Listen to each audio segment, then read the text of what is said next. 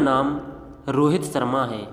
यह बात उस समय की है जब मैं BBA फर्स्ट ईयर में था।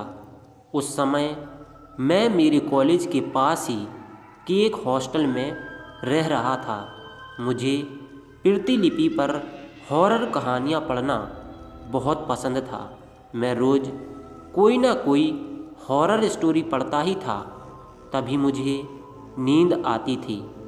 ऐसे ही एक दिन मैं रात को प्रतिलिपि पर एक चुड़ैल की हॉरर स्टोरी पढ़ रहा था। कहानी पढ़ते पढ़ते मुझे कब नींद आ गई और रात के तकरीबन 2 बजे मेरी नींद खुली। मैंने अपने कमरे की खिड़की खोली और बाहर का नज़ारा देखने लगा। आज बाहर काफ़ी तेज़ हवा चल रही थी। साथ ही में मैं आपको बताना चाहता हूँ कि मेरे हॉस्टल के पास काफ़ी ज़्यादा पेड़ पौधे हैं।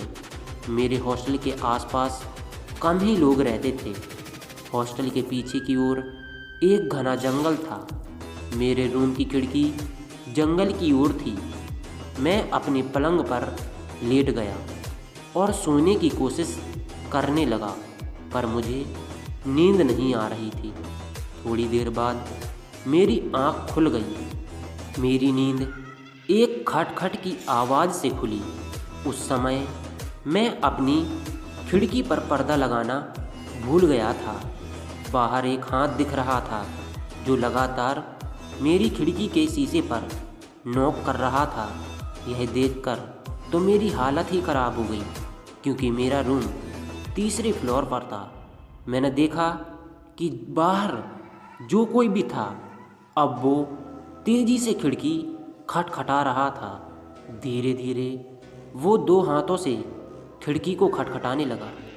धीरे धीरे वो मेरे सामने आने लगा। मेरी तो डर से हालत ही ख़राब हो गई थी। मेरे मुंह से ना तो आवाज़ निकल रही थी और ना ही मैं हिल पा रहा था।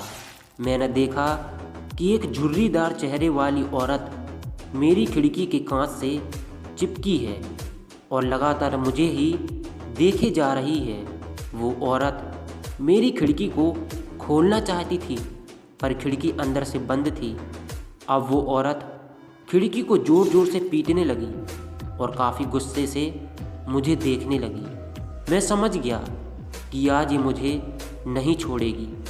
फिर वो औरत शांत हो गई और मुझे इशारों ही इशारों में इस खिड़की को खोलने के लिए कहने लगी, पर मेरी हालत तो ऐसी थी कि मानो मुझे काटो तो खून नहीं। एकदम वो औरत वहाँ से कहीं गायब हो गई। मेरा दिल अभी भी तेज़ी से धड़क रहा था। तभी मेरी खिड़की पर तेज़ी से नॉक हुई। वो औरत फिर से आ गई थी, पर मैंने अपनी हिम्मत जुटाई और तेज़ी से खिड़की के पर्दे को बंद कर दिया। मैं ज़ोर ज़ोर से चिल्लाने लगा। शोर सुनकर मेरे दोस्त और हॉस्टल का रखवाला वहाँ पर आ गया। सभी मेरी हालात देखकर हैरान थे कि आखिर इसे क्या हो गया है। मैंने सबको उस औरत की बात बताई। तभी मेरे एक दोस्त ने खिड़की का पर्दा खोला, पर बाहर कोई नहीं था। सभी को लगा कि मैंने कोई सपना देखा है, पर हकीकत कुछ और थी। मेरा चौकीदार रात को मेरे साथ ही सोया था, क्योंकि अब अकेले में मैं सो नहीं सकता था। उस हॉस्टल के रखवाले ने मुझसे कहा कि भैया जी, आपने उसकी आंखों में तो नहीं देखा ना? मैंने कहा, किसकी आंखों में? उसी चुड़ैल की आंखों में, उसने कहा। पर तुमको कैसे पता, और उसकी आंखों में देखने से क्या होता? मैंने पूछा। भैया जी, अगर आप उसकी आंखों में देख लेते तो अब तक आपको वो चुड़ैल अपने साथ ले गई होती। जो भी इस कमरे में रहता है उसके साथ ऐसा ही होता है। इस हॉस्टल से 1-2 बच्चे गायब भी हो गए, जिनका कोई पता नहीं चला। उन्हें वो चुड़ैल अपने साथ ले गई और उन्हें खा गई। यह सुनकर मेरा कलेजा मेरे मुंह में आ गया।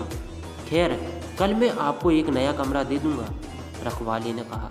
अगले दिन मैंने अपना हॉस्टल ही बदल दिया। अब मैं एक ऐसे इलाके में रहता हूँ जहाँ पर आसपास कोई जंगल नहीं है।